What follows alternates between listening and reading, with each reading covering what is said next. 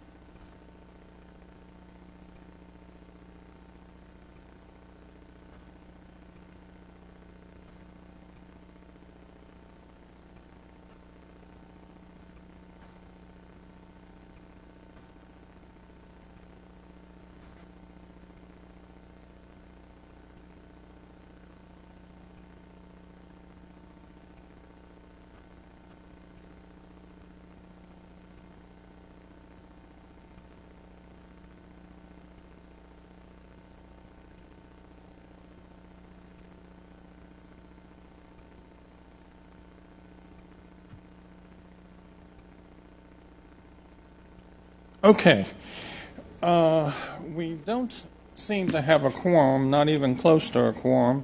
But the first order of business, what I'd like to do is to present the service a secretary, and that'll be Judge Toomer. I'm going to ask her to come up front and be our secretary. She just happens to have the same last name as me. She's not my sister. She is my wife. No. Yes, because you have to have a mic.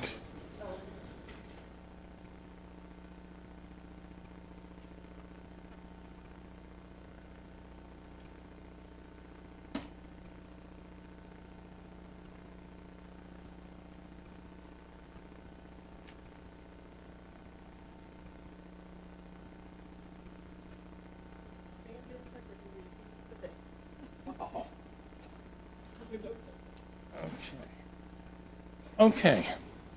With that in mind, we're going to call the APAB August 17th, 2019 meeting to order. And I know we do not have a quorum in the beginning, but I'd first like to state APAB is an official city board and is a representative body of 25 NPUs, with each NPU having a single vote. Each chairperson must formally notify the Department of City Planning and APAB of their official delegate and alternate. And just as a note, that the chairperson is an automatic delegate until the chairperson approves a stand-in or an alternate. Okay.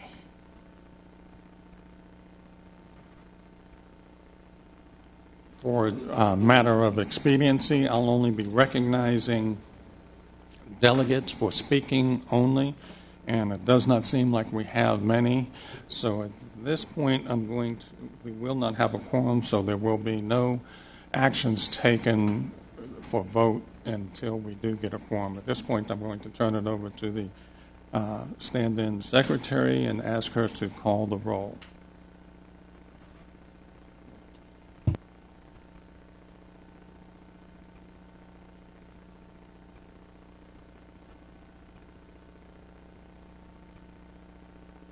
For the purposes of roll call, please respond if you are present. Brinkley Dickerson, Richard Rao.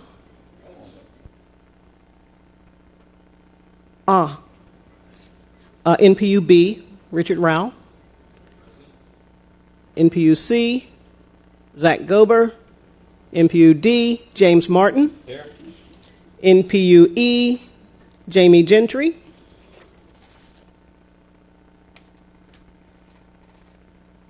NPU F, Debbie Skopczynski.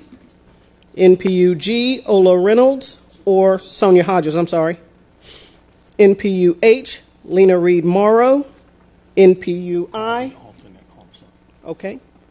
NPU I, Eunice Glover or Jennifer Freeman. Here.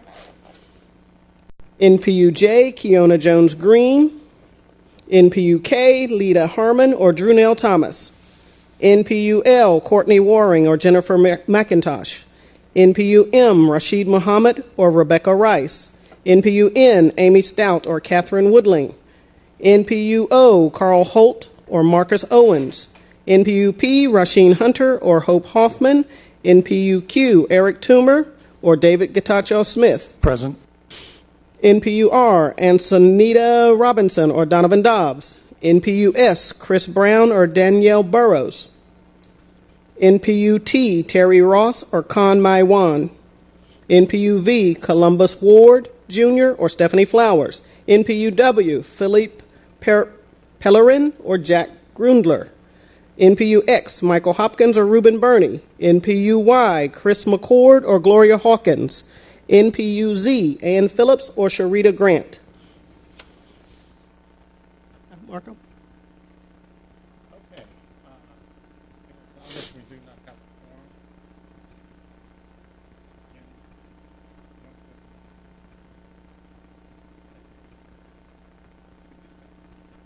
At this time,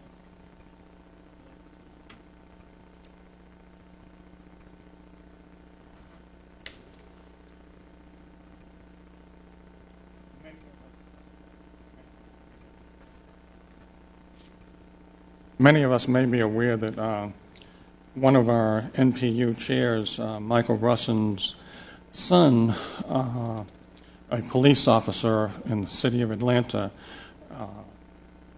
had a fatal automobile crash. And so at this time, I'd like to take a moment of silence in honor of Mr. Russon, or Officer Russon.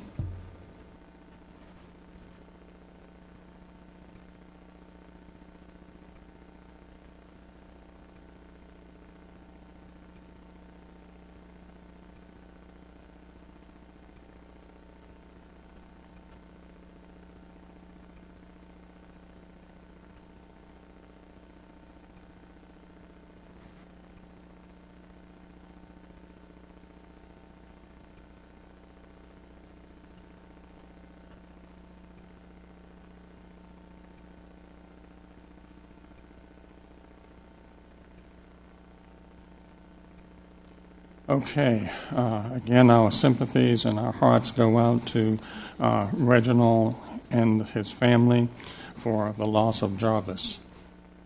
Okay, moving on to the agenda. First order of business, has everybody received a copy of the agenda?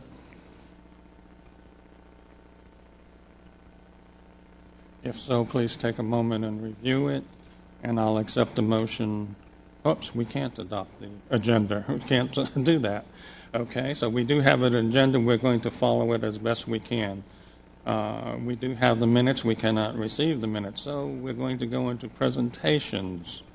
That'll bring us right to Miss Leah LaRue. That would be me. Good morning, everyone. All this good news to report and no one here to hear it.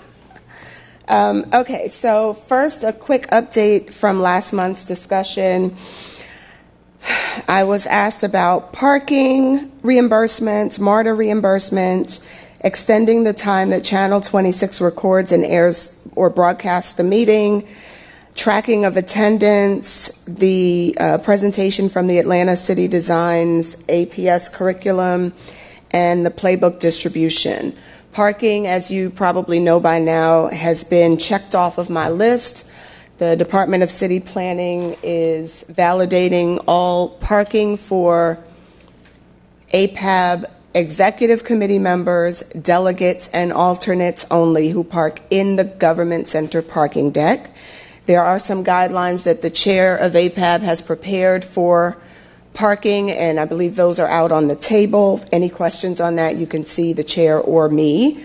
We are still working on MARTA reimbursement. It's a little trickier, and we're not quite sure how to work that out, but we're working on it, and the commissioner is quite committed to it. We all agree that we absolutely should reimburse for MARTA. It's just a little complicated figuring out how, but we are working on that. Channel 26 has agreed to extend the broadcast hours by 30 minutes if we need it, and they do request that we begin our meetings on time because they have noted that sometimes we don't begin on time, and the broadcast requires staffing. It is not automated. Someone has to be here to do that, and that means that they have to pay staff and would indeed have to pay overtime if we go over. So they are requesting that we do our best to begin and end on time, and in the event that we have to extend past 12, they have agreed to broadcast until 12:30. The Commissioner Keene will be presenting at next month's APAB meeting on the Atlanta City Design, and following that, we've extended a request for Janine Lewis to present on the 8th grade city design curriculum that is taught in the APS system. Lastly, the playbook, which we're still working on that. I was able to locate about 110, maybe 115 copies, excuse me, which is enough for, I believe each MPU is supposed to get 10. So that would probably be enough for maybe 10 or 11 MPUs to receive a copy. So I'm waiting on APAB to determine whether we want to begin the rollout now or wait until we have enough for all of the MPUs. My commissioner has agreed to authorize a reprint if we are not able to locate additional copies of the playbook. But if we are, we'll certainly roll that out expeditiously. For new announcements, excuse me, I'm sorry. Councilmember Overstreet is sponsoring an MPU funding forum that is in conjunction with State Representative Park Cannon and Stacy Key, who is a board member of the Georgia Department of Transportation. They are sponsoring an MPU funding forum on Thursday, August 26th, I believe is the date. I'm sorry, the 29th, thank you. Thursday, August 29th, and that's here at City Hall in Council Chambers. That will begin at 6 o'clock p.m. and end at 8 o'clock p.m. They are requesting 2 representatives from every MPU to attend that meeting. Again, that's Thursday, August 29th, 6 o'clock p.m., and we will send something out as well. The next month, at the request of Bill Bozarth, who is APAB's delegate to the Invest Atlanta Board, we will host, following the APAB meeting at 12 o'clock noon, we will host a housing affordability forum per APAB's request to discuss how the MPUs can play an active role in ensuring affordability citywide. That forum will include a panel of speakers from our partner agencies, Atlanta Housing Authority, Invest Atlanta, and the Department of City Planning's Office of Housing and Community Development, as well as myself. Would you give us the date again? That date is going to be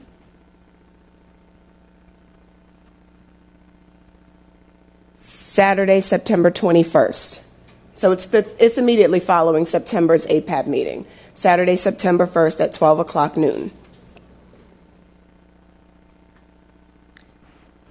Bylaws are due September 30th. This is another reminder. I know most of the MPUs are working on it.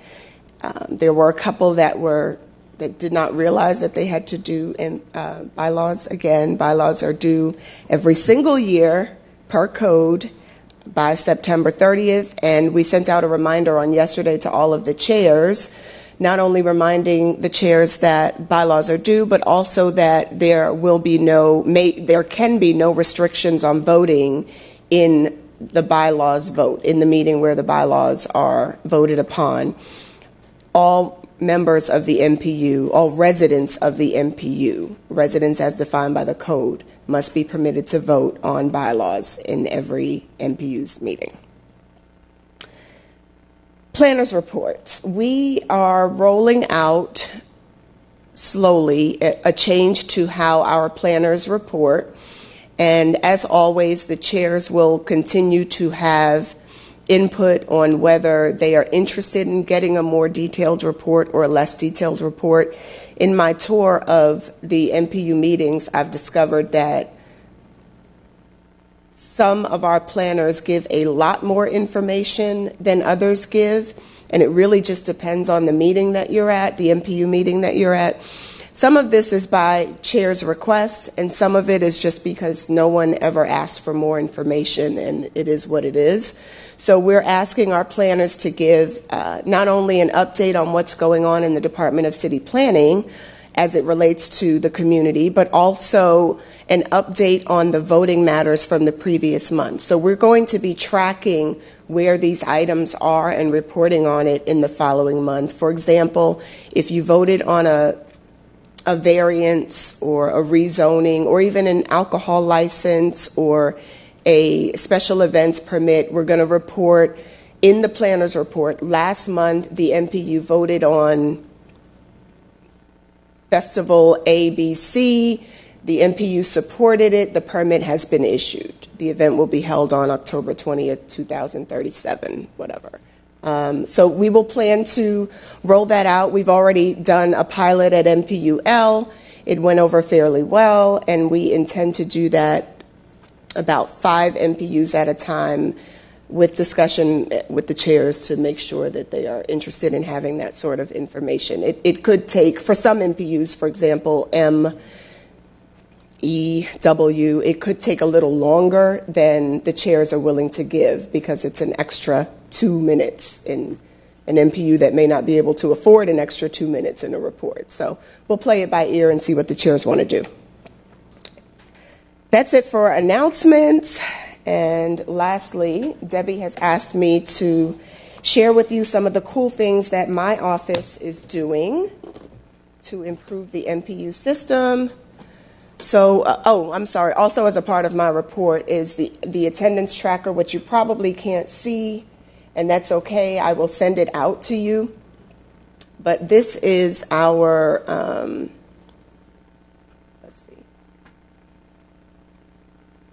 attendance tracker. We are recording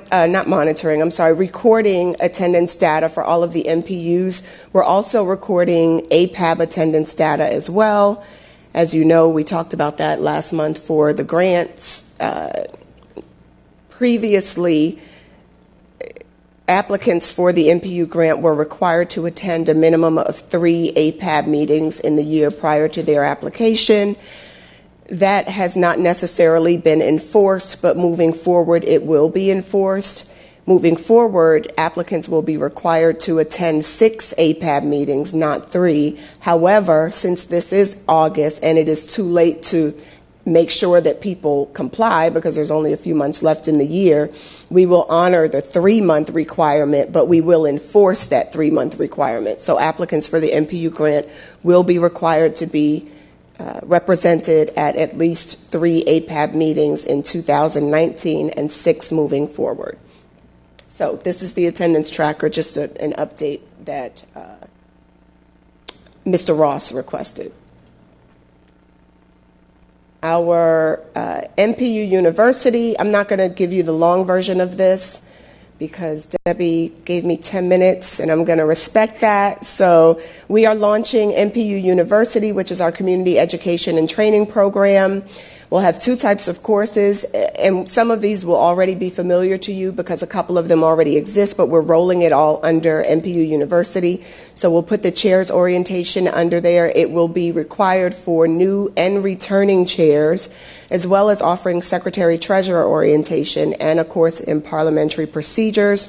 We'll also be offering Zoning 101, neighborhood planning, permitting process and participation. We have learned that there is a lot of confusion around the permitting process and what happens on the front end before it gets to you in the MPUs and what happens after you've voted on it. So we're going to discuss that as well in that course. The legislative process and, of course, the Community Leadership Institute, which I know you're already familiar with. We have a couple of slides explaining some of these courses. I certainly won't go through all of them.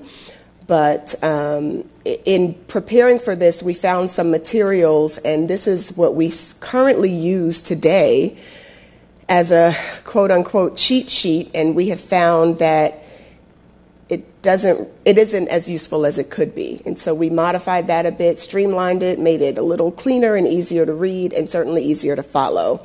So we'll be distributing that and reworking some of our other cheat sheets as well.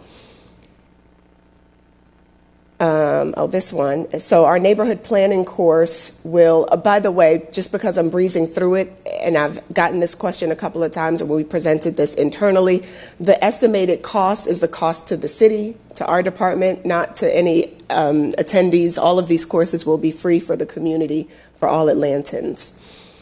For our neighborhood planning course, which is super cool, in addition to the course itself, we'll be talking about how neighborhoods are formed, how they are planned, how the city becomes what the city is, how your neighborhood becomes what it is, or how you can change your neighborhood.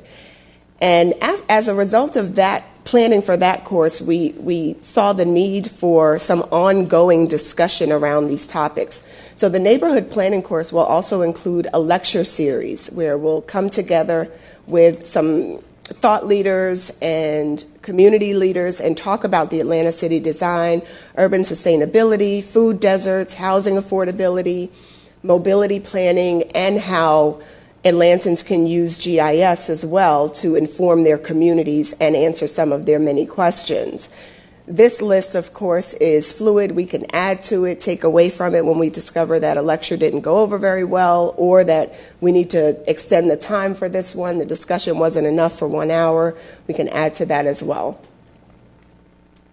And that is it for NPU University. I'll take questions on that in just a second, and I want to run real quickly through the grant program, and from there I think I'm finished with my report. Oh, I did have one other thing, so I'll do this real quickly.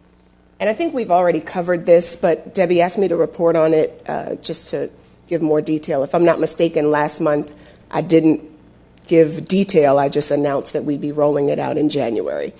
So, of course, our objectives in rewriting the grant program was that we had identified some pretty serious opportunities for improvement. There were a few issues with the grant program, and so we want to ensure transparency and that the community actually benefits from the spending of these dollars, and that the process is efficient. So, of course, we changed the schedule so that the same application that's received, the application that's received is received under the same chair that receives the award and administers the grant, the funding, and reports back at the end of the year. So we did go through this part already, what the current policy is and what the proposed changes are. We changed the timeline. We're requiring now that the NPUs demonstrate the benefit to the community. We're also requiring documentation of the grant expenditures in the closeout process. And we tightened up the policy on the distribution of awards and made that a little clearer as well. I know that some of that text is probably difficult to see. If any of you would like to have this presentation, I'd be happy to send it to you. Another thing that we will be doing is making sure the community at large, not just the NPU chairs and the APAB delegates and alternates, but the entire community is aware of this program and is knowledgeable about how the funding is spent and what the opportunities are. We found that there are some NPUs that are not doing as much as they could simply because they don't know what they could be doing with it. So what we want to do is kind of raise the profile a bit, do some marketing around some of the more successful uses. Of course, we're coming around to see the projects and taking pictures and doing video interviews. We just did an interview at National Night Out. NPUI hosted their first National Night Out at Chalet Peyton Woods, correct? And we went there and took some video. That was a grant-funded project, so we're doing a short video to put on social media, which will not only celebrate the community and the work that NPUI did, but also encourage other NPUs with possible uses for that funding. So NPUO, of course, was awarded $6,200 towards a, I think, $60,000 project. So they have other funders, and they use their grant fund to open a dog park in Kirkwood. We took some pictures of that, spoke with some residents. They were really excited about it, and we really want to do a better job at making sure people know about that. NPUs D and E worked collaboratively on a project at Northside Drive and 17th Street. There was this empty greenery with this beautiful view right at 17th and Northside, and it was completely underutilized or unutilized, honestly. And so they jointly applied for a grant. They were awarded $7,900 together, and they used that to buy some benches. At the time that our team went out to take pictures, every single bench in the park was occupied except this one that you see here. So it is definitely utilized. They get traffic there. It's an awesome opportunity for placemaking as well. NPUB funded or contributed to the funding of a playground at a nearby elementary school. This is a much larger project, and theirs was just a contribution to that project. But it's ongoing. It's still under construction. As you can see here, it's still being built. So that is the grant, and of course I'll take questions on that as well. And wait, did y'all see that grant presentation? Was it up on the screens? Oh, okay. I'm sorry. For a minute I thought I had done something wrong, because I'm good for that. And this is the last thing that I've been asked to show you, which we are super excited about this. It is in a beta phase, definitely not ready for rollout. We're looking to roll it out in the next 30 to 60 days, starting with a small focus group of maybe 5 to 7 people from the MPUs who will be willing to sit with us and go through all of this and see what tweaks need to be made and what improvements we could make to our reporting. And we're going to add a few layers and make it a lot more useful. This will be a public-facing platform. So this is our dashboard, and it shows by NPU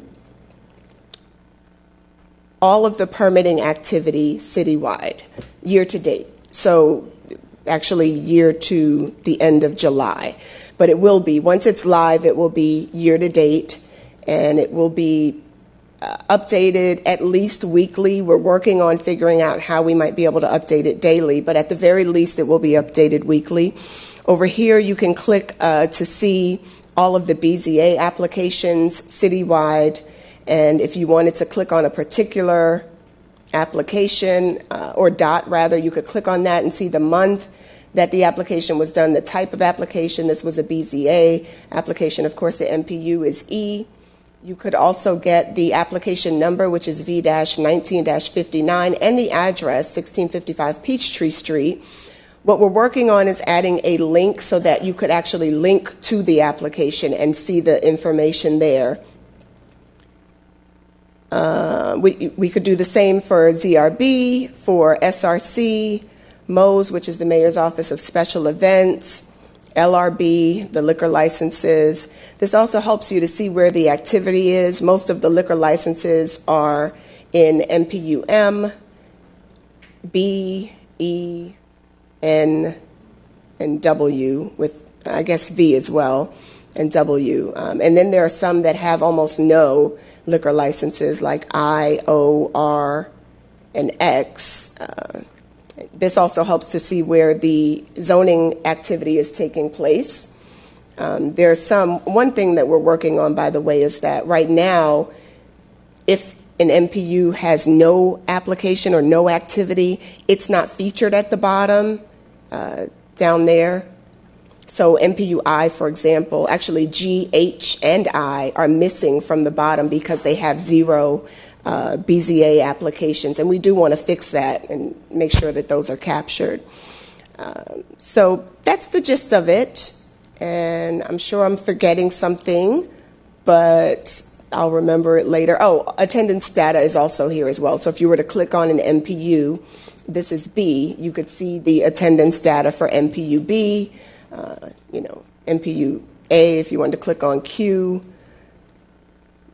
All of the attendance data is there for Q as well, for all of them.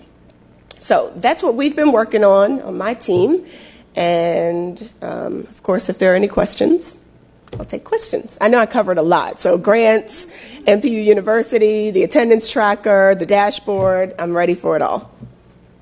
And all those fine updates on parking and Channel 26. Feel free to harp on that. Okay. Jim Martin, MPUD. I have 3 very short questions. Yes, sir.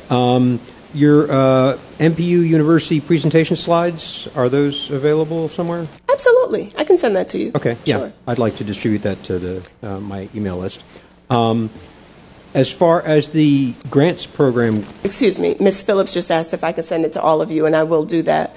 Just so you know, and I'll include this in my email, this was a pitch that our interns made to our commissioner and all of our senior staff. And so the program is absolutely not ready for rollout. It was approved, though. Mm-hmm. And so we will be rolling it out. Every single one of those courses was approved, and we'll work on it and flesh it out. But it's not ready for rollout, but I'll certainly send it out to you. Just a quick follow-up on that. Could you do one better and just post all this on a website somewhere so everyone can see it? I would be happy to do that.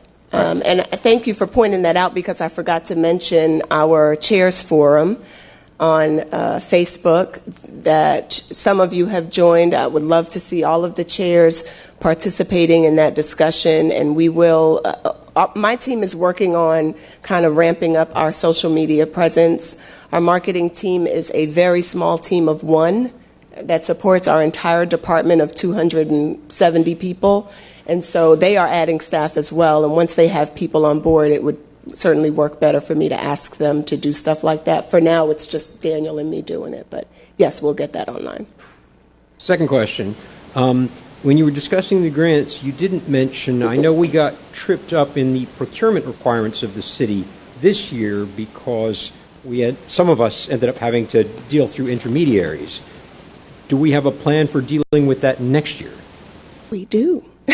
And is it going to involve, say, legislatively waiving those procurement requirements for this program? No, and that's not possible anyway. Is it going to involve designating an intermediary for everybody, or how does So what we intend to do is request every MPU to appoint a fiscal agent for the grant, specifically for the grant, and the checks will be issued at Grants 101.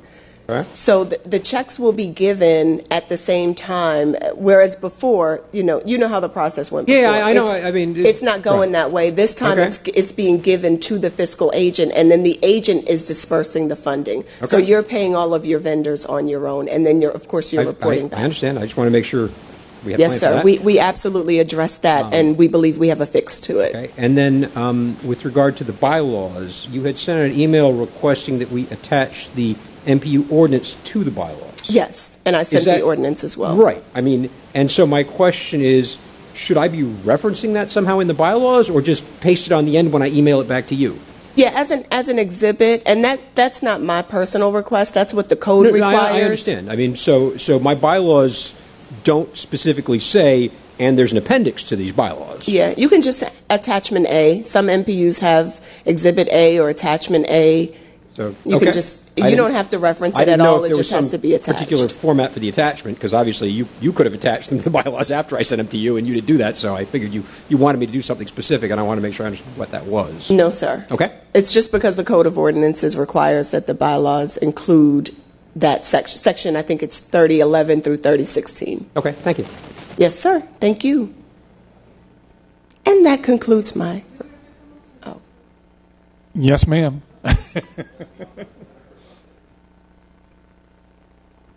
Thank you. What a comprehensive report. Thank you. Can we get the Please totality? state your name and who you represent. Gloria Hawkins Wynn, NPUI. Can we get the totality of it? Because I missed your first 10 minutes, and it seems like I missed a lot. Tisk. I know, tisk-a-task, tisk-a-task.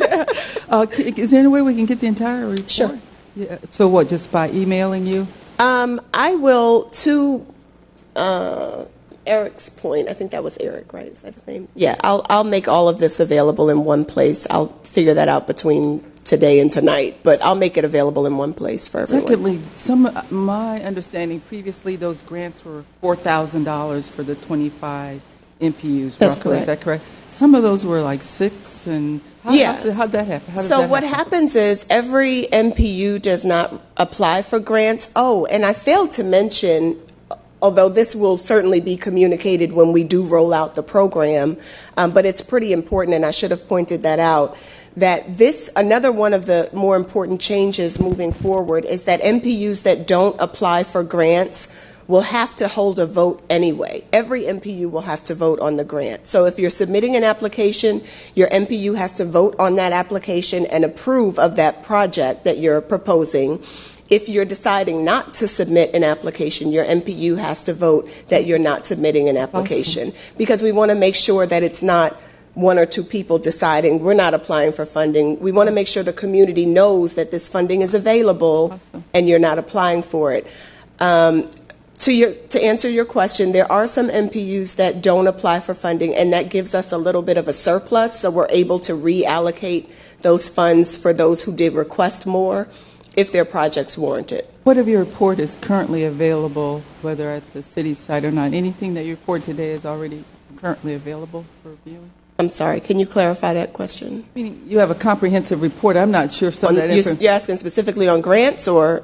just the totality of it. I'm not sure if some of that information is already available and I just hadn't seen it. None of it is available publicly yet, but I can send you all the or publish the MPU University pitch or whatever public materials we can make available.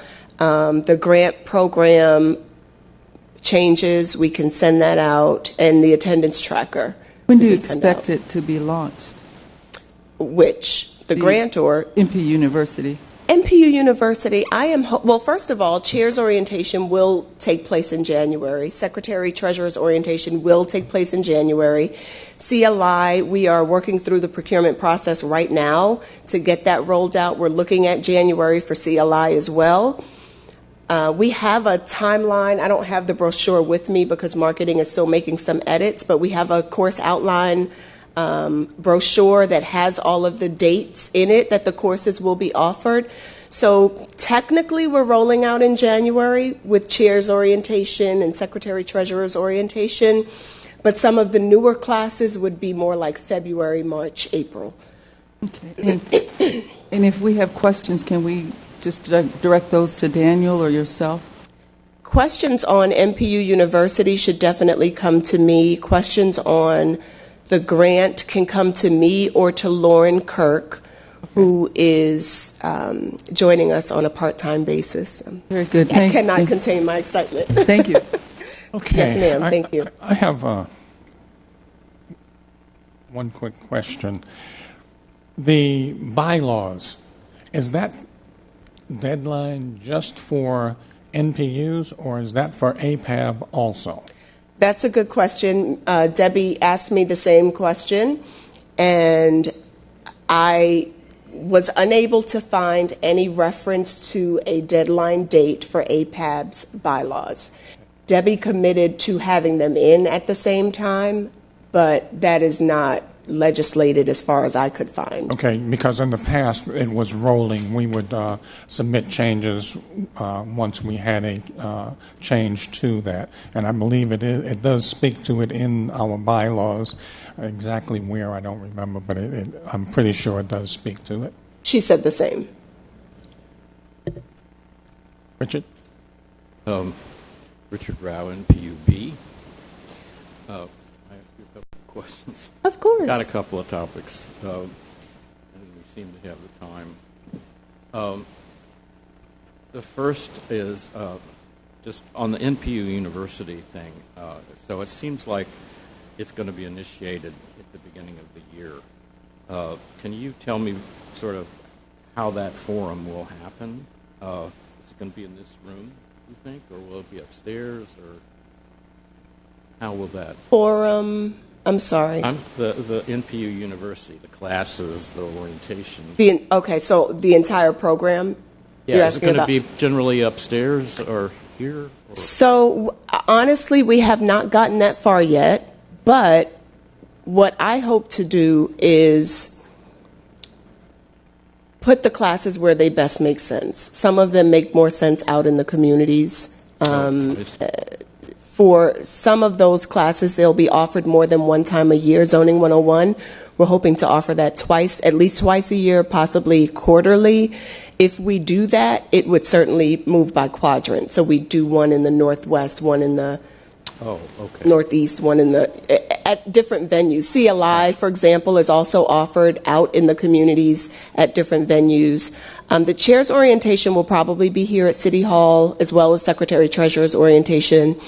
Some of those neighborhood planning courses, what I'm envisioning is a little ambitious, and I would love to see us do some neighborhood tours and actually go out there and see what we're talking about. Because when you talk about planning a neighborhood, and especially when you're talking about zoning and rezoning neighborhoods, some people are visual and have to be able to see the impacts of these changes that they're discussing, or what a neighborhood looks like when you do it this way versus what a neighborhood looks like when you do it that way. So I'd love for us to be able to take a road trip and really hit the streets and go see, or even a walking tour.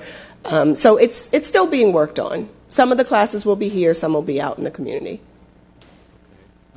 Once upon a time, a couple of planning director commissioners back at the beginning of the new one's term, they went around to each NPU and actually took a bus tour of every. Is this off?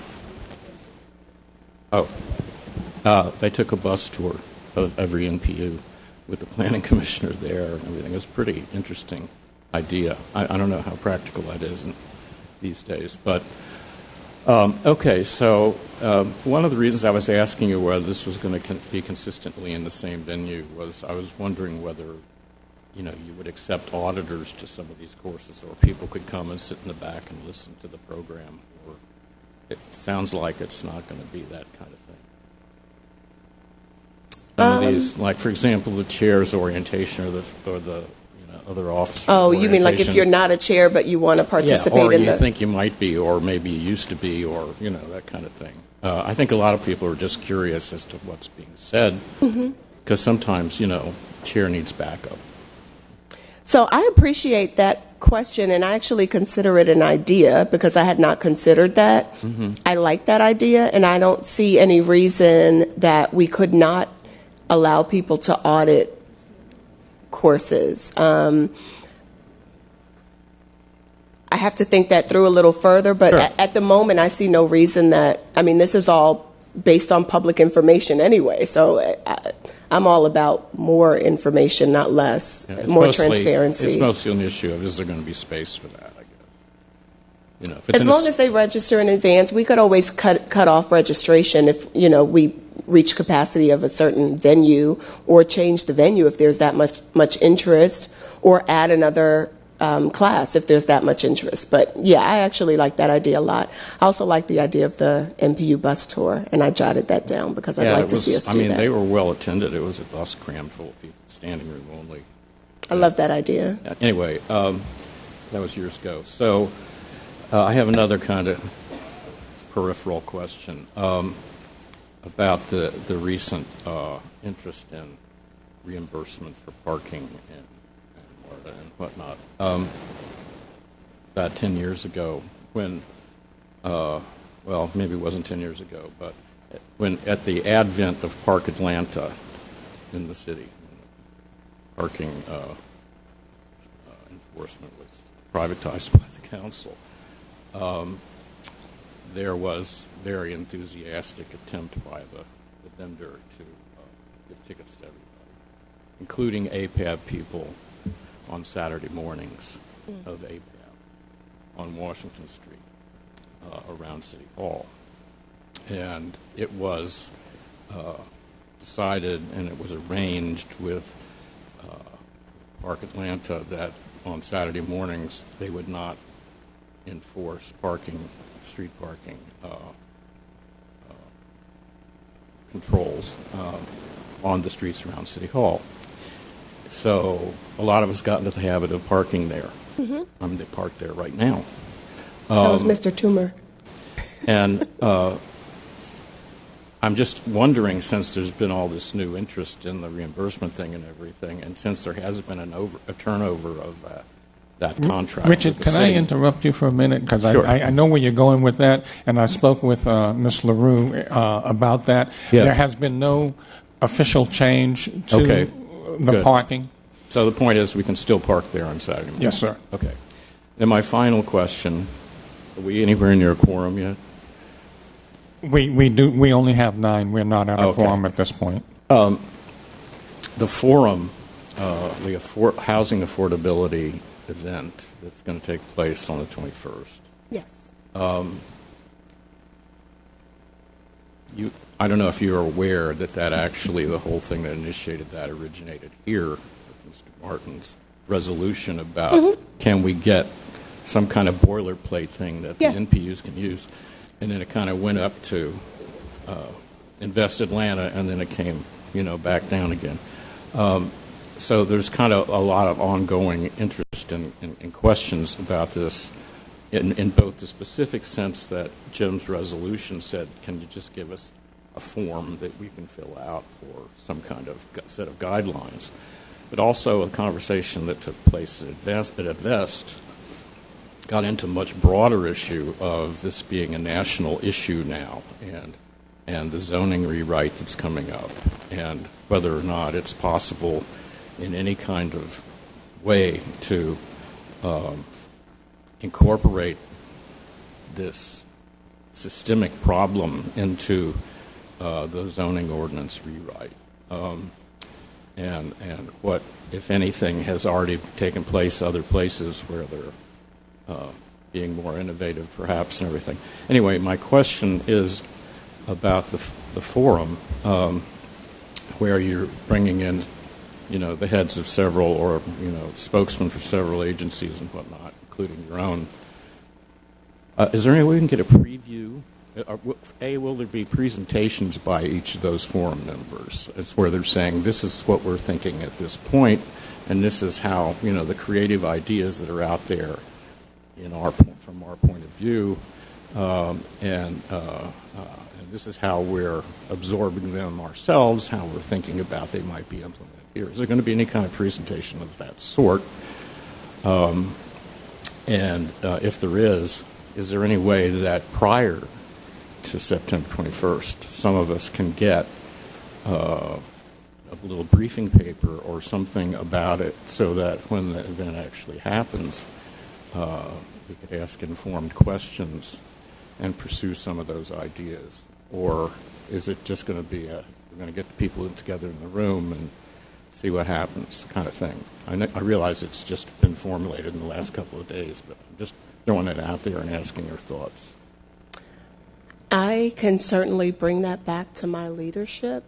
It is my understanding that the forum was intended to be an hour long, with maybe 20 minutes worth of answering questions. 20 minutes worth of a moderated conversation, so the moderator asking questions, and then the remainder of the time open to APAB to ask questions of the panel. I did discuss that with the chair, and she was not certain or was not convinced that an hour would be enough time. And so we are looking at what we can do to accommodate that concern. And I will certainly discuss the possibility of making a more formal, even if brief, presentation from each of the agencies. Okay. I'll discuss that with leadership. We even though we don't have a quorum yet, we do need to move on to the agenda. Hey, Eric, let me just ask her one more thing. Given what you just said, I know I had lunch with Sandy Wilson from NPUI yesterday. She wants to write down some questions about housing affordability she'd like to see maybe addressed at this forum. Are you open to accepting questions prior to the session? I think that would be really helpful. Okay, great. I think that would be helpful. I can't obviously guarantee that every question would be answered, but I think that would be very helpful in shaping the conversation. Thank you, Richard. Okay. And thank you all. Allow just one quick question. Will you be available to explain? Please state your name again, please. Gloria Hawkins Wynn, NPUI. Will you be available to explain the graphs? For example, I don't see red. I don't really understand what the significance of the red is there. See the red? I don't see it on Red where? On the chart. Is it pink or red? On the map? On the map, yes. It's just a different MPU. Each MPU is a different color. Oh, so it's not significant of any activity. Are you the same talking reason about why this? Canada is pink. Repeat? It's the same reason why Canada is pink. Okay. So do you mean this red as opposed to this blue? You know what? Strike all that. I will just call you and have you help me understand the graph. The other question is... Oh, you're talking about down here? The graph, yes. I don't see in that lower bar, I see nothing that reflects red, so I wasn't really sure what it meant, why I didn't... Ms. Hopkins, can we take that offline? Because I really want to go through the Yes, rest. sir. And the last question is, how do you come up with the attendance data in terms of... Sign-in sheets. So you all do receive copies of the sign-in sheet? Absolutely. I wasn't always certain that you did. Absolutely. Yes, ma'am. Okay. I did have a question, but I'll take it offline also. Let's see. Moving on. Oh, first, thank you so much for your presentation, as always. Thank you. Well done. Thank you, sir. Resolutions. Mr. Martin, please. We do have two for your viewing pleasure, FYI only. Yes, these are both FYI. So one or both of them will be likely a business item for us next month, assuming that we have a quorum. First resolution is addressing the question of standing requirements before the Board of Zoning Adjustment. In recent years, the Board of Zoning Adjustment has required appellants of administrative decisions to establish standing before the board. That is not a legal requirement. It is not in the City Code of Ordinances, and it inherently disenfranchises community groups. And so the resolution is calling for them to stop doing that. The second resolution has to do with the function of the arborist's office. Those who have dealt with it probably realize that there are, in fact, two arborists' offices, one in the Bureau of Buildings and one in the Department of Parks and Recreation.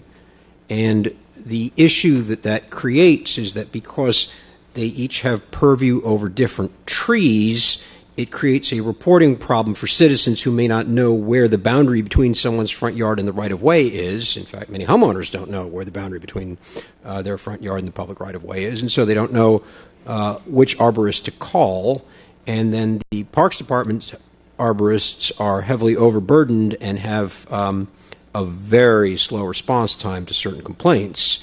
And so for cases where either arborist could quite easily handle a matter, the resolution is calling for the arborists in the Office of Buildings to deal with complaints about unlawful tree removal in the public right-of-way. So, are there any questions? All right. Thank you, Jim. No? Okay. Expect to see him again next month. Okay. Next up, we have board and task force reports. Any boards or task force reporting today? Ms. Thomas. Good morning. Janelle Thomas with NPUK, and I'm present, late but present. And I'm with the Licenses Review Board, or at least I was. I have received notification yesterday that my term has expired. And I am not exactly sure what the next step is or who will fill that role. We've met, we have an upcoming meeting that will be coming forth. So that's pretty much where I am. And the reports are found online with the LRB from the agenda as well as the minutes of the meeting. Ms. Thomas, may I interrupt you, please? Yes. As I understand it, there is no actual time limit. It comes down to if you desire to serve again, all you have to do is make that known to a letter to the chair and to Ms. LaRue, if I'm not mistaken. And so if you are inclined to serve again, you just need to make it known.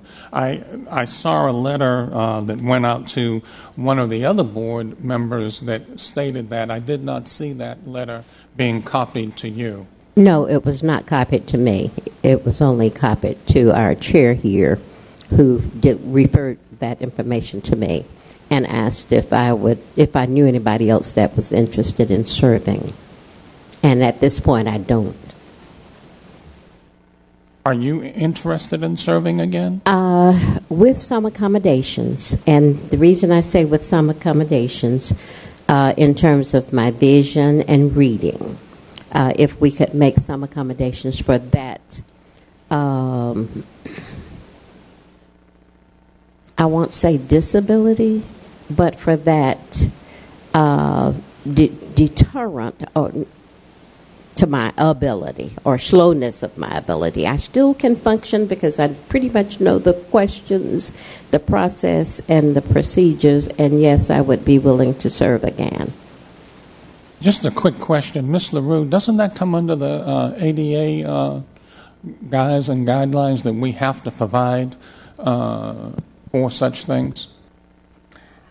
I am so not an expert on ADA, but my guess would be yes. And even if it didn't, we would certainly accommodate in any way we could. And by we, I mean the city of Atlanta, that we absolutely would accommodate. It's my yeah, I'll leave it at that. I have some knowledge of that, and it is a requirement of cities and counties and other entities to accommodate for some disabilities.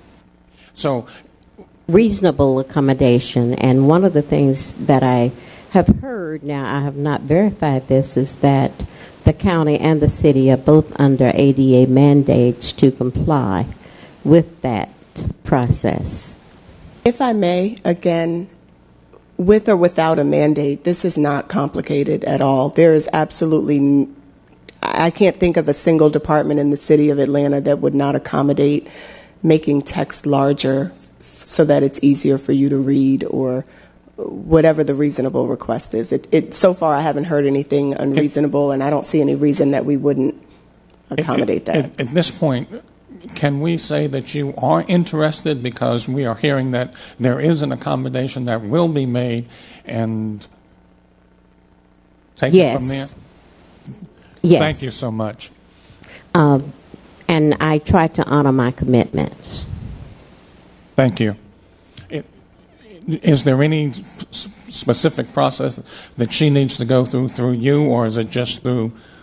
That those appointments are made from the mayor's office. I'm sorry, not the appointments are made. It's processed through the mayor's office. So APAB, of course, makes the appointment.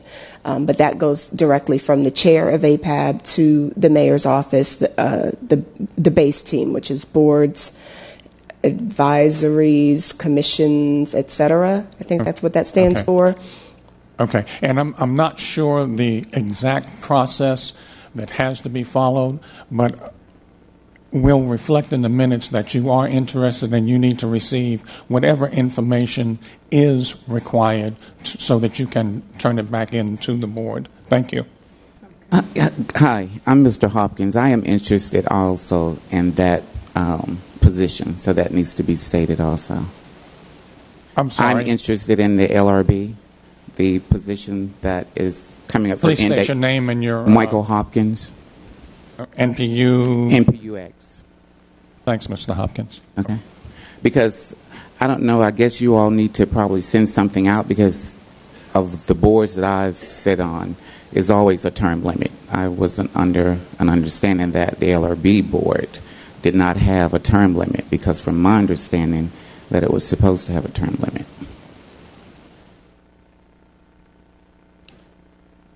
And also, I was going to be coming up anyway to speak on the behalf of the Atlanta Citizen Review Board. We don't really have anything to report for July because we did not meet in July.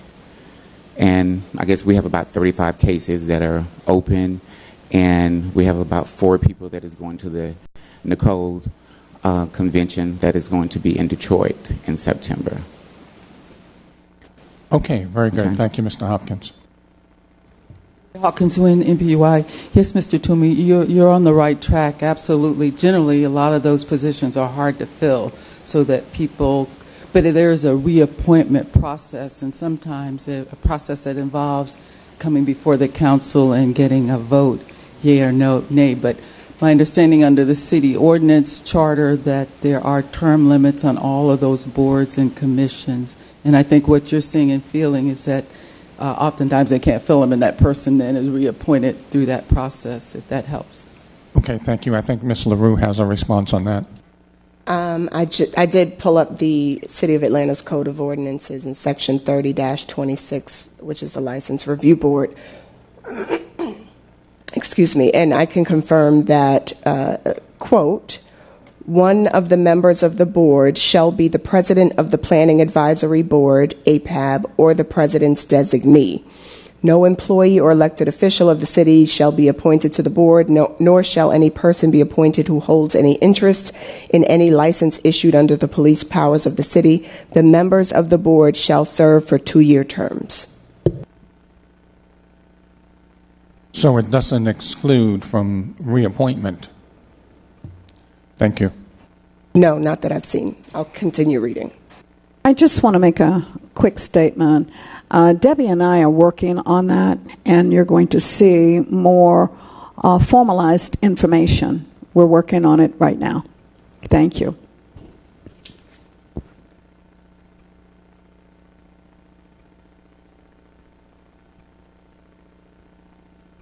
Please come to the microphone. Yeah, we can't accept your statement from the chair. Oh, okay, thank you. Okay, are there any other boards? Okay, moving on to committee reports. CDHS.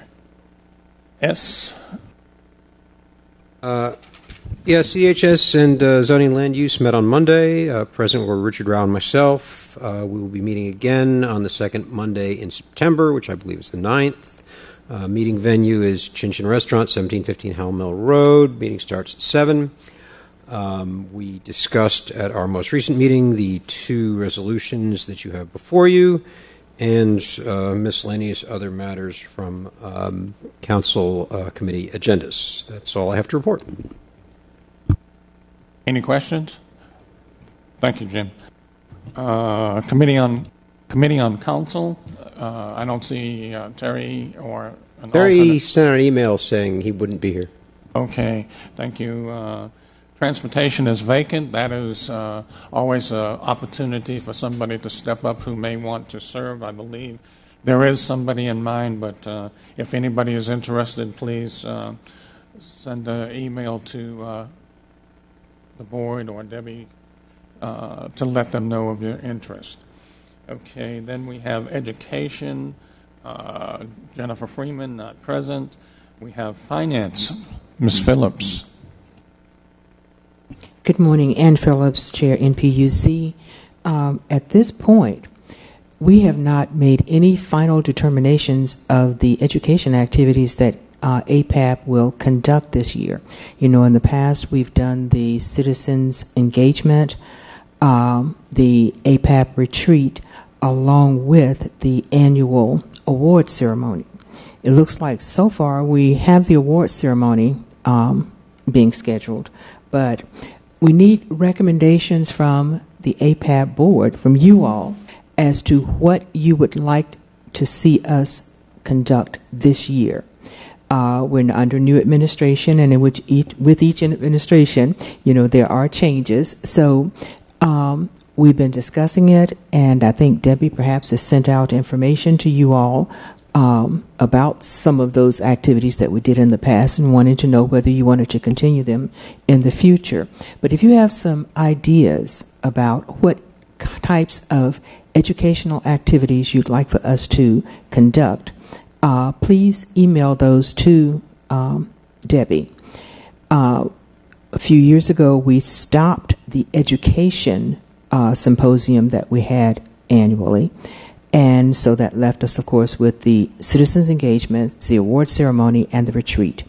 If any of those you'd like to continue, of course, we're going to do the award ceremony. There may be some changes made to it, but we will continue that for this year. But we need suggestions from you all as to what you think might be some very effective mannerisms for us to reach as many people in the city of Atlanta as possible in some kind of engagement activity. You can feel free to send that to me or to Debbie, but we do need your input. To date, we have not really spent any of our grant money, not very much of the general fund, because we've been trying to make decisions from an executive standpoint as to what the board really wants to do this year. So if you have some thoughts on that, please email that to Debbie and or me sometime this week. Essentially, that's the end of the report. Thank you. Unless you have any some questions? Ms. Thomas? Yes, I have a question. First, I'm going to preface my question by a statement. I am a firm believer of effective and efficient planning.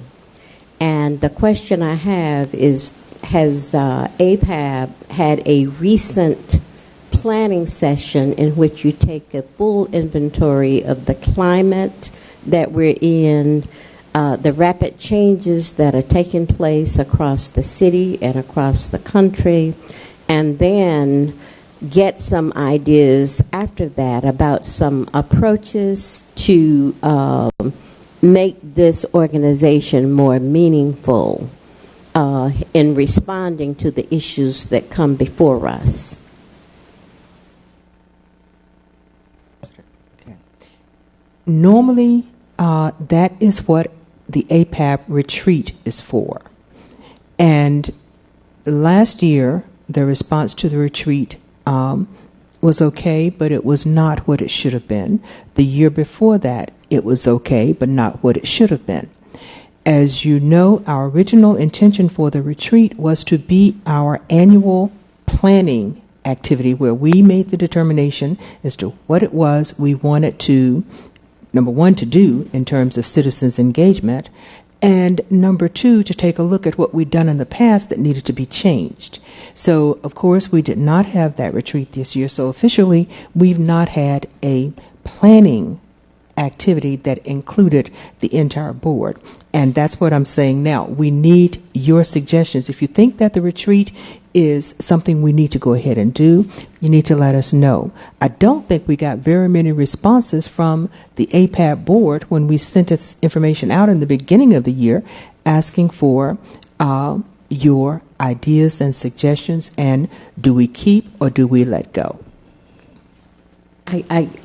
May I respond once to that? One of the things I think is very helpful is for us to have a person that is a planner that is not connected to the city or to the board to help us to take an inventory of those ideas that come forth, take stock of the changes and the newness of technology and people moving in and out of the city, and then get to some activities. And the planning should be more than activity plans, but a real plan that takes stock of the whole. Okay, thank you. Mr. Rao? Rao, NPUB. And I wonder if you think that maybe this event that's going to happen on the 21st of September about housing affordability, that we might partner with the planners to kind of make it more of a NPU-wide sort of event. Maybe we could use some of our funds to get some refreshments or whatever and kind of cast it in that light. I wonder if that's a function or an event sort of that would fall in the category of what you're talking about, because it does seem to me that it's that sort of thing.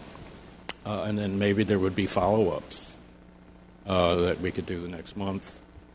I think you know where I'm going with this. And I also don't think you said, maybe you didn't intend to say, but what I heard over the last few months was one of the reasons that we weren't sure what we could do in terms of the past events and how they were funded was that for a while there, we didn't really even know how much money was available to us.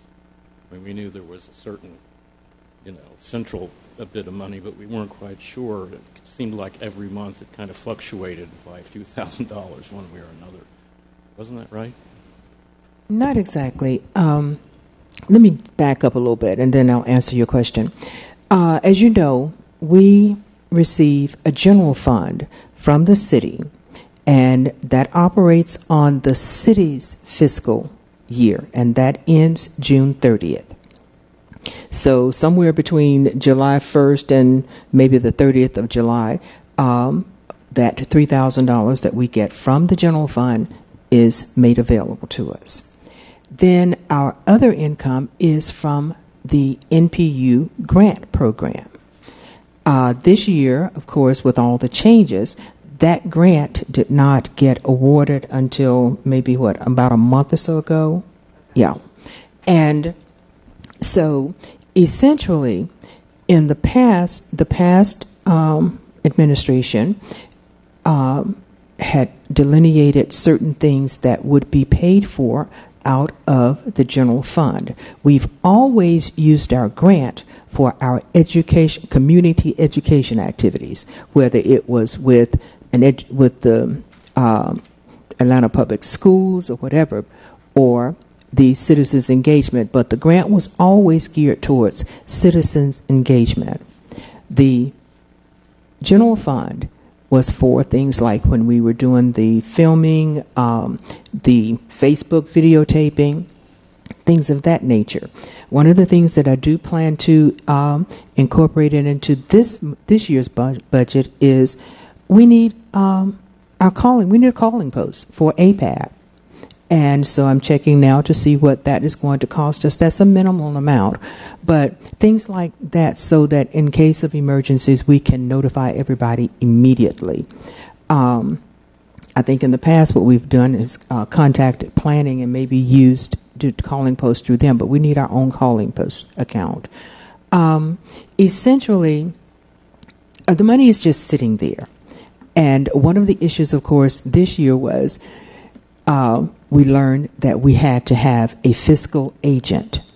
In the past, with that grant program, you sent your invoices in from the various vendors that you were going to use, and the checks were made payable to the vendors. Well, it was determined that process was inaccurate, and this year we had to get a fiscal agent.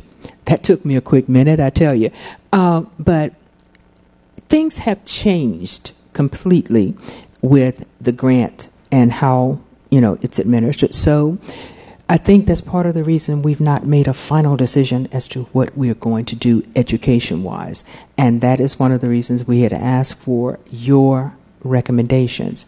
Now, as far as your question about the affordability on the 21st, I'll get with Leah, but I kind of felt when she was making that presentation that there was a limited number of people that they wanted to be there, and basically at this one, I'm assuming she wants the NPUs and APAB, and I'm not sure if that's being open to the public at this point.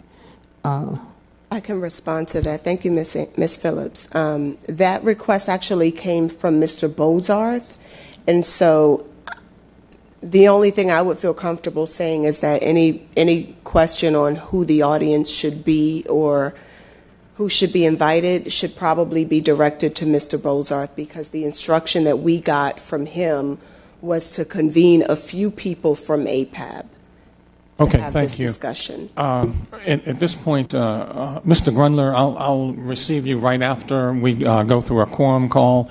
I'd like to, just for documentation purposes, document the attendance.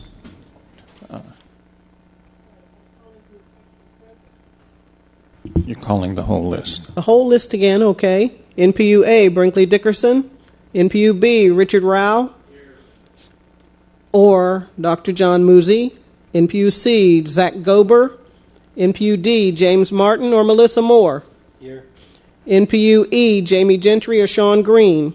NPU F, Debbie Skopczynski. NPU G, Ola Reynolds, Sonia Hodges. NPU H, Barbara Hubbard, Lena Reed Morrow. NPU I, Eunice Glover or Jennifer Freeman. Here. NPU J, Keona Jones Green. NPU K, Lita Harmon or Drunell Thomas. NPU L, Courtney Waring or Jennifer McIntosh. NPU M, Rashid Muhammad or Rebecca Rice. NPU N, Amy Stout or Catherine Woodling. NPU O, Carl Holt or Marcus Owens. NPU P, Rasheen Hunter or Hope Hoffman. NPU Q, Eric Toomer or David Gatacho Smith. Present.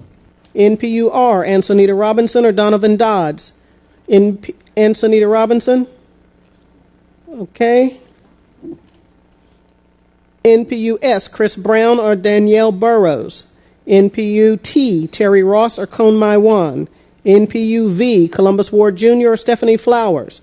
NPU W, Philippe Pellerin or Jack Grundler. NPU X, Michael Hopkins or Reuben Burney. He left, right. Chris McCord or NPU Y, Chris McCord or Gloria Hawkins.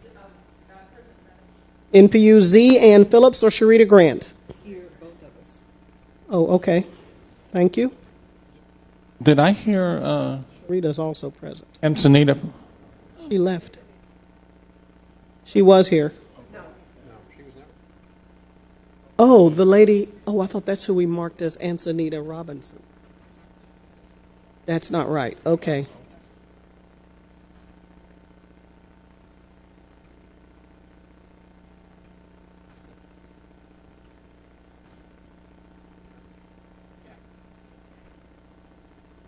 I didn't see that. Okay. All right. We still do not have a quorum. As a matter of fact, I believe So we have less than. we have a count of 9. Mm-hmm. Mm-hmm.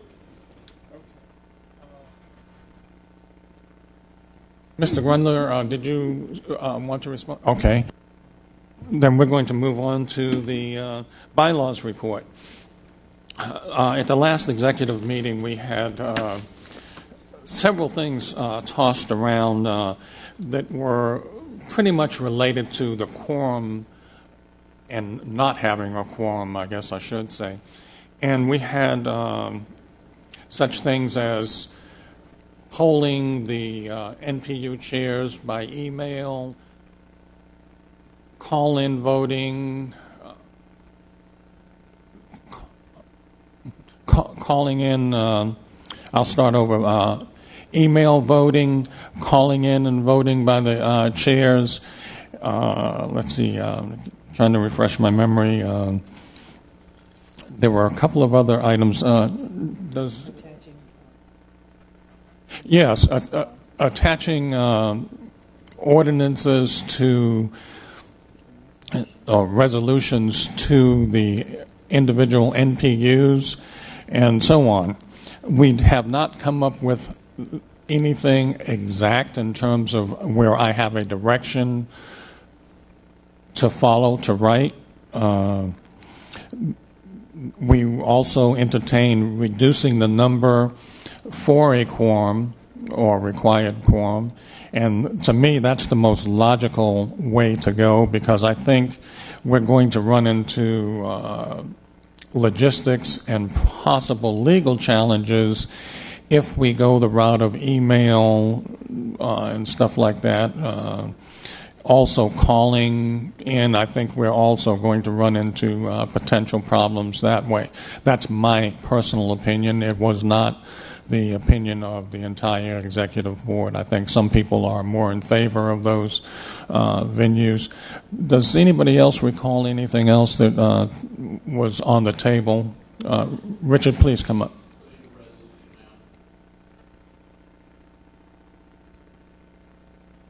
Putting a resolution out to vote and allowing it to go over several meeting cycles and having each NPU get a chance to vote on it was one of the things we talked about. I don't think you liked it, but that was one of the things we talked about. It's true. I did not like it because one of the requirements, at least I see as a requirement, is that people are present for conversation,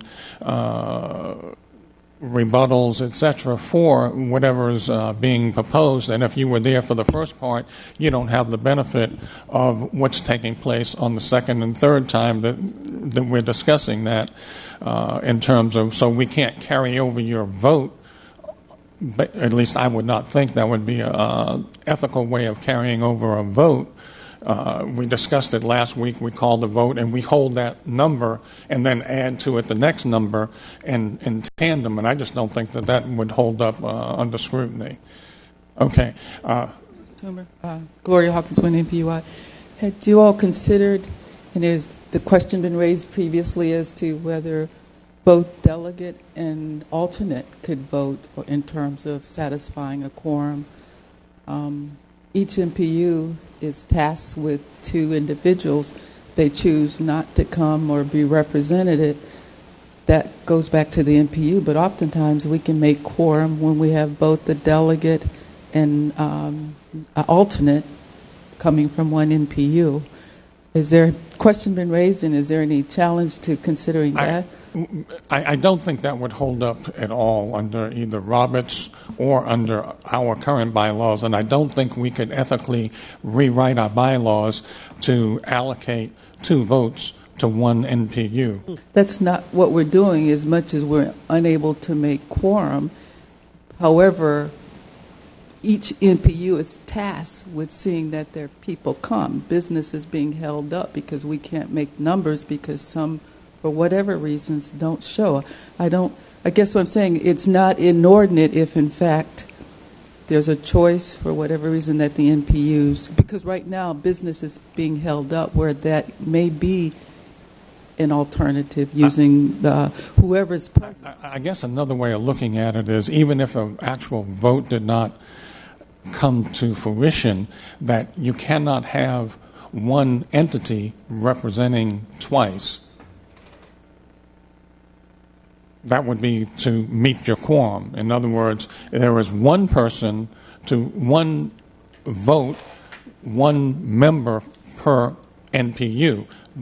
And to hold two of them to meet a quorum would be the same as having a person vote twice, which you can't do. We can write anything we want into our bylaws if it's designed to help facilitate the process. I disagree with that. You cannot write anything that is totally against the tenets of what the tenet is to conduct business, in my opinion, and we're trying to do whatever we can to facilitate the process. Things are way too held up. It seems like we had resolutions out there. So I'm just saying, consider it. I hear what your argument is. Your argument is it becomes two from one entity, and you could easily get a lopsided process, but it becomes an exception in I'm just saying consider it is all I'm saying. I'm going to be totally honest with you. Yeah. I don't believe that it is a legal consideration, thus we cannot entertain it because I believe that would be illegal, period. And then I also just wanted to comment, I think you're correct in maybe minimizing the numbers that are required for quorum. I think that's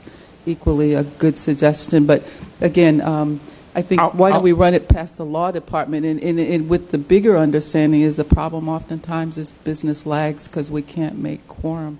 Just put it there and see what the legal minds may say. And I understand clearly your argument, but I'm saying the duty and the onus is on those MPUs to get people here whereby the rest of us are held up as a result of their failure. I agree with your last statement. Mr. Rao? So it's only 11:30, so I'm here again. I want to resurrect my conversation about proxies. Within the framework that we have, I still don't understand why, if someone knows for whatever reason that they can't attend the monthly general meeting. For example, today, we have two members of the executive committee that aren't here who have told us ahead of time that they were not going to be here.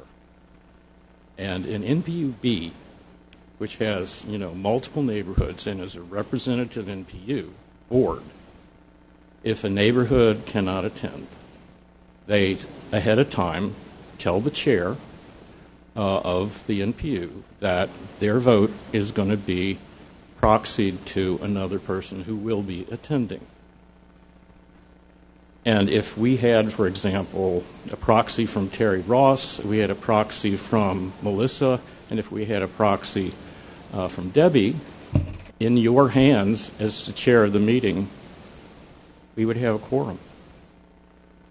So, I'm just kind of wondering if why that isn't a viable possibility, and who's running the meeting now.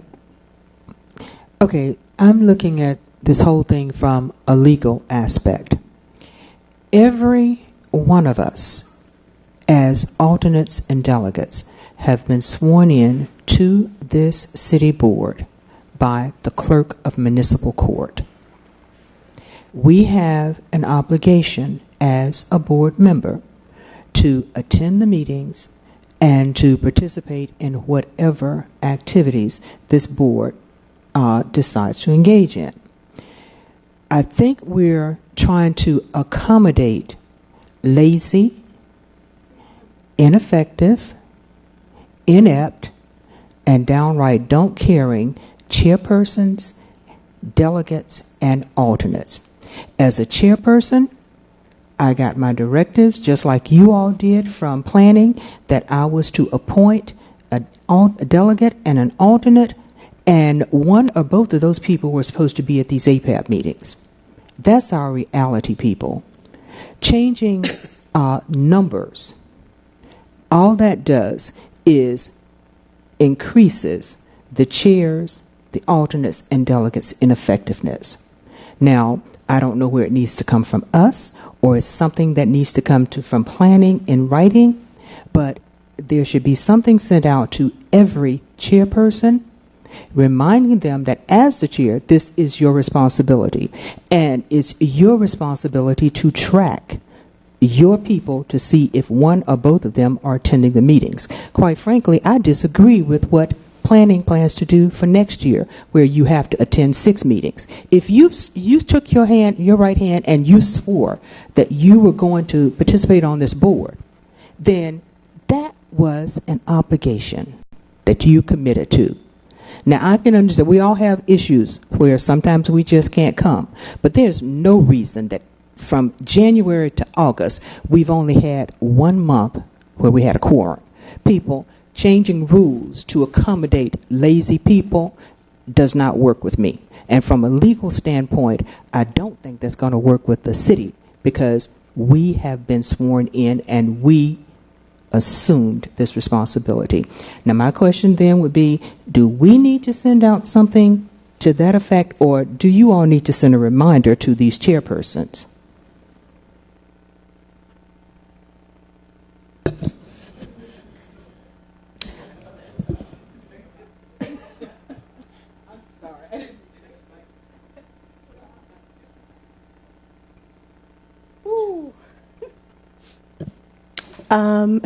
That's a good question, Ms. Phillips. If you don't mind, I'd like to answer that on Monday, because I would like to review the code as it relates to the MPUs and to APAB, and I'd also like to reread some of the chair orientation materials just to see what has been communicated. What I can commit to is that I don't mind sending out correspondence to the chairs to remind them of their obligation.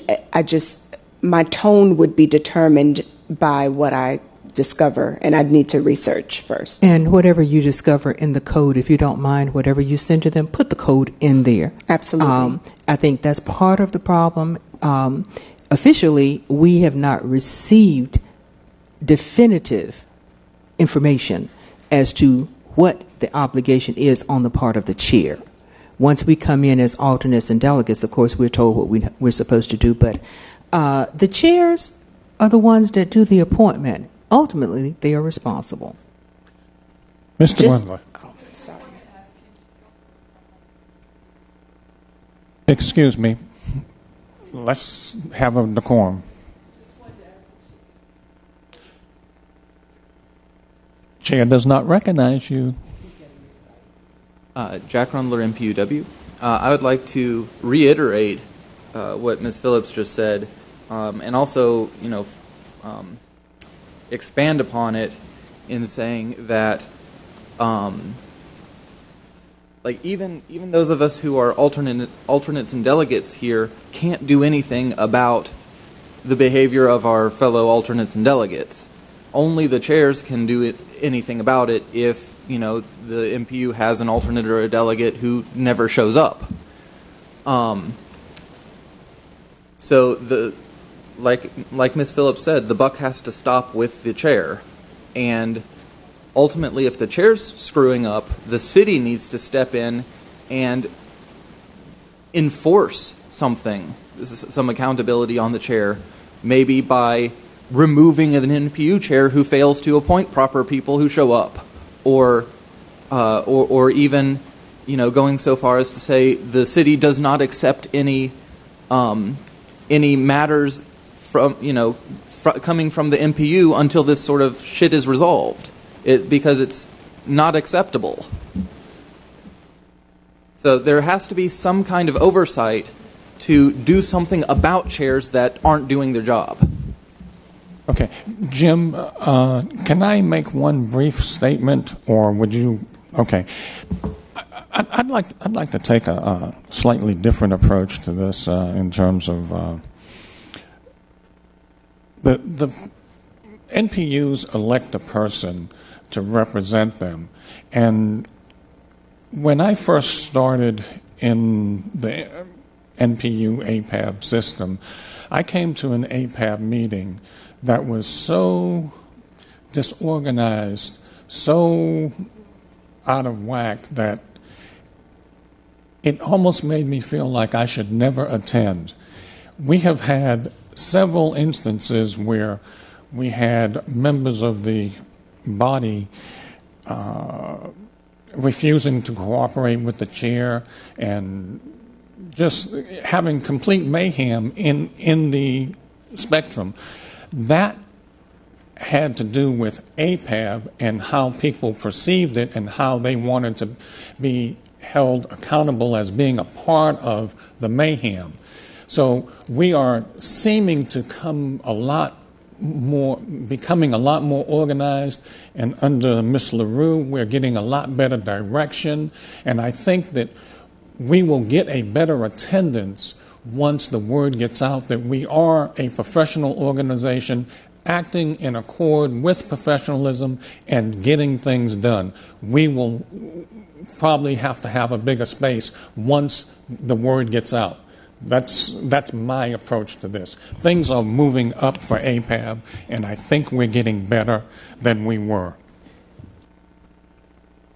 Yes, Jim Martin, NPUD. Quorum is specified by our bylaws, not by our enabling legislation. And so we are presumably free to change our definition of quorum if we can ever get a quorum together to vote on that change of the bylaws. We happen to have chosen to specify quorum as a majority of members, which is the default if it is not stated in our bylaws. But since it is stated in our bylaws, that raises no issue.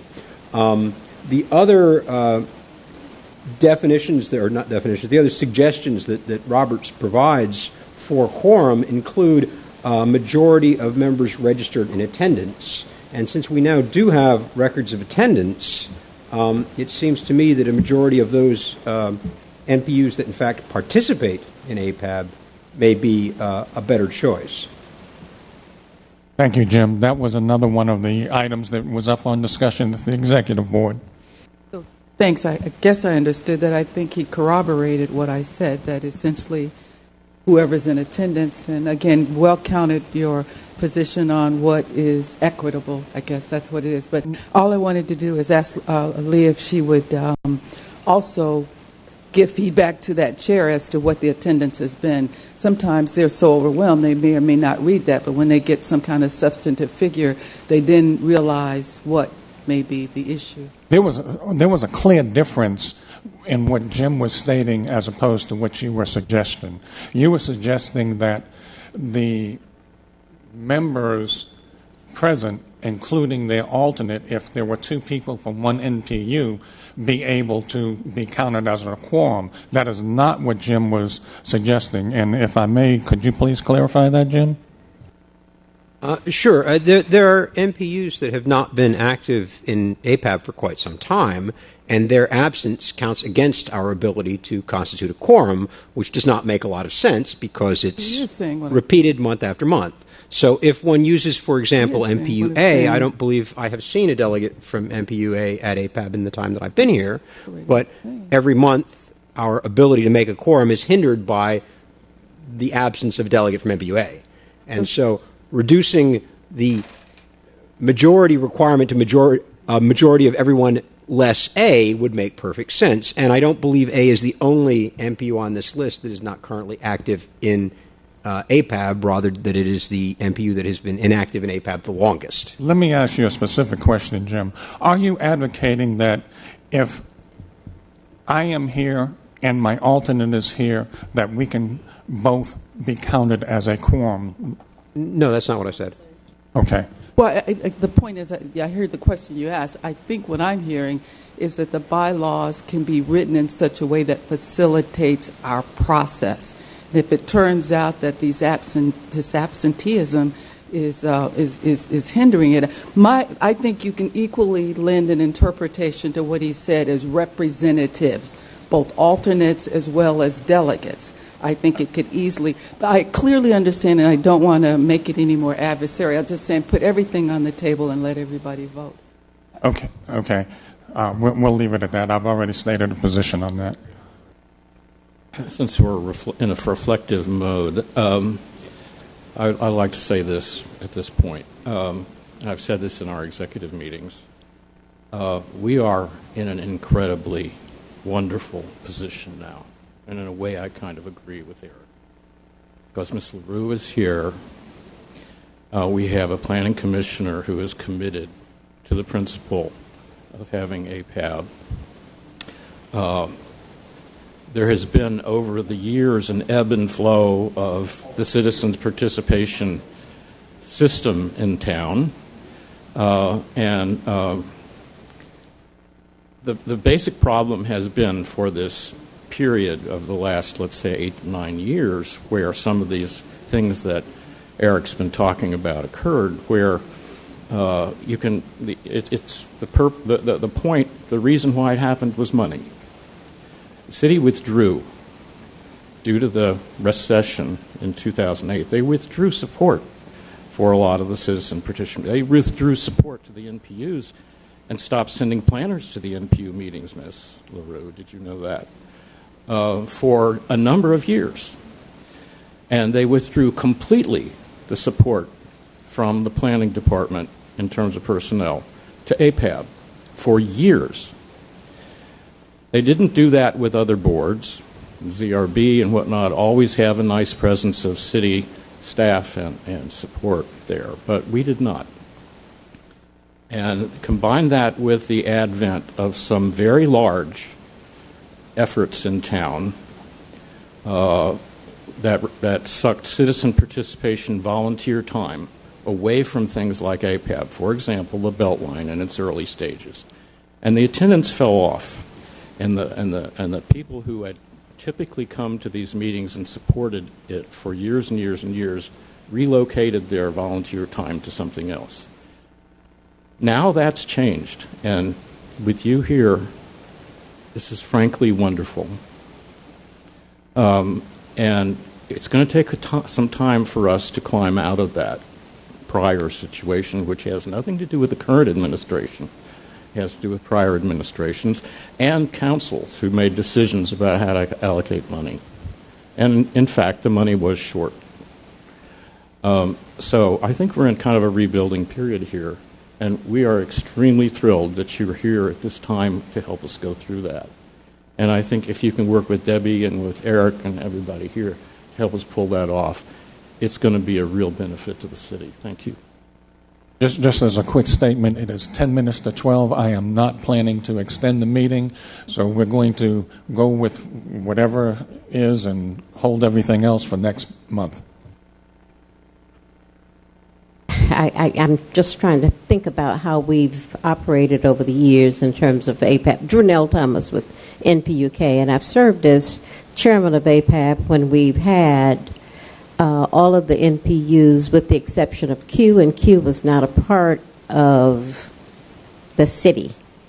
And we've had 100% participation in the past, and we can look at why some of the things that the NPUs are responsible for, we get responses from them, but not participation in APAB, and all of it needs to be consistent. Whether or not they're signing off on a zoning matter or a licenses review board process, they also need to be present for APAB, and how do we make that consistent and an integral part of it? The second thing is I've heard people say that we don't want to look at the city channel and hear you really airing things that impact just APAB. We want to hear about other issues. So we, too, have to look at how the business that we're conducting it and how we're conducting it and making committee reports more meaningful and more succinct. Thank you, Ms. Thomas. And for those that don't know, Ms. Thomas is a past president of APAB and served APAB and the city well for many, many years. Thank you, Ms. Thomas, for the wisdom. Thank you, Mr. Toomer. 3 quick announcements or comments. One is on the requirement for chairs to designate a delegate or appoint or alternate to APAB. There isn't anything in the code. The APAB code is only one page anyway. It really does not say very much, but the code does not require that. So I think it may come down to looking at each MPU's bylaws, and we did recently do an audit of the 2019 bylaws. We can review that for that specific purpose, and I'll get back to you all on that next week. If you did arrive before 10:30 and you did park in the government center parking deck across the street, and you are a delegate or alternate or member of the executive committee, please bring your parking ticket to me so I can make sure you get validated. According to the rules of the parking rules from APAB, you have to have arrived before 10:30 in order to have your parking validated. And lastly, I forgot to add in my update from last month that there was a request that the videos from APAB be uploaded to YouTube, and we have accomplished that as well. I believe there might be one meeting that our intern was unable to find, and she did reach out to Channel 26 to try to locate that video. All of the other videos have been uploaded to the Department of City Planning's YouTube page. Thank you. Okay, thank you. That ends the bylaws. We had a longer conversation than I thought we would have on that. Let's see. The President's report.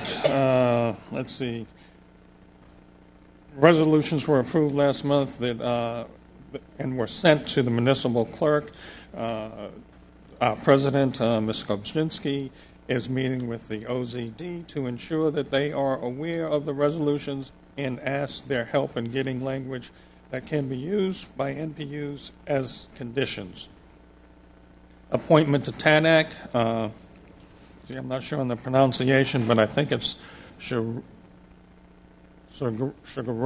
Jones to the Beltline. I'm sorry? Shagera, thank you. Number 4, that's from NPUX. Her resume is in the packet that's on the table. Others have been sent to the clerk's office. And let's see, the city is auditing appointees, which we have already discussed. And Ms. Eunice Jones and Debbie Skobzinski is working on that, and they'll have something, I believe, by the next meeting on that. Last month, Steve Carr seemed to respect my request that only delegates and alternates speak during the meeting. Maybe it was a fluke. I'm reading this. I'm not. Okay, so that's really hilarious. Okay, that is the President's report. If I left anything out, Debbie will bring that up next month. At this point, I'm going to move to upcoming events on April 8th. September 8th. APAB's executive committee will meet at the Palmer's Porch, the same place last month, and it is at 1201 Collier Road, Northwest. And by the way, if anybody has been close to there and they see that barbecue place over there, I recommend it. It's right next door. It is the best barbecue in the city. Okay, that's all. I don't own it, by the way. Okay, September 21st, APAB general meeting, 10 a.m., committee room 1, where we are present today. Are there any NPU announcements? I have a question. The affordability forum that's going to happen after the APAB meeting, is it going to be in this room or the council chamber? Yes, ma'am, it'll be in this room. And if that changes, I'll advise you all. But as of right now, the intention is for it to be in this room. 12 o'clock noon, immediately following the September 8th. Ms. Thomas? Janelle Thomas, NPUK. We had a wonderful reopening of the Washington Park Library. It's a great space in our NPU. Thank you. Okay, that ends that. Public comments. I believe we have someone from CCI. Kyle Kessler, the Center for Civic Innovation. Thank you for having me here today. We have our next meeting next Saturday, August the 24th, at the Center for Civic Innovation, 115 Martin Luther King Jr. Drive, from noon until 2. At the last meeting, we presented some draft survey and evaluation tool materials. Thanks for everyone who participated. If you have not yet gotten those or want to review it, we still are having those out to get as much input and feedback on those as possible. At this coming meeting, we'll be sharing some draft NPU 101 curriculum. So it feeds nicely, I think, into the city's NPU-U. But this is designed for people who don't even know what those initials mean, to let them know about the NPU system, how they can get involved in it, what it does, what its purpose is. So we encourage everyone to participate. We have been chasing Ms. LaRue around the city. We have attended 19 of 25 NPUs. We hope to get to all. We've only done 19. I know you've got 20. That's what we're chasing you. But we hope to get to everybody by the end of the fall, and then obviously we'll circle back, continue to meet with people. But we want to make sure that everybody across the city is aware of this initiative and how they can get involved in it. So thank you. Okay, thank you. Right quick, following up on that, as I understand it, the APAB has sent a letter to CCI basically with some questions trying to inform the public or the NPUs of what is happening. I would request that that letter be sent to all NPU chairs immediately, if not sooner. As far as I know, we have not received it, so if you could please confirm that the president has sent it, and we will get back to her and to everybody as quickly as possible. Thank you.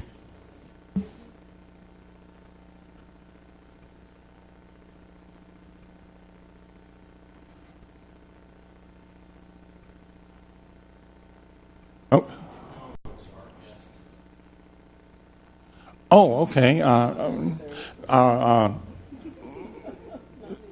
Press secretary is just happens to be Pinky Toomer, same last name. She is not my sister. She happens to be my wife. She was in the audience, and I knew we would need her.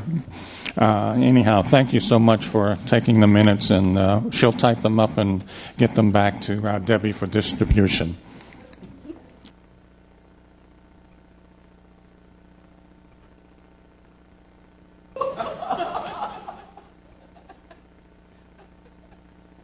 Okay, with that in mind, is there any other business? If not, we stand adjourned because we don't have a quorum to vote. Thank you, everybody.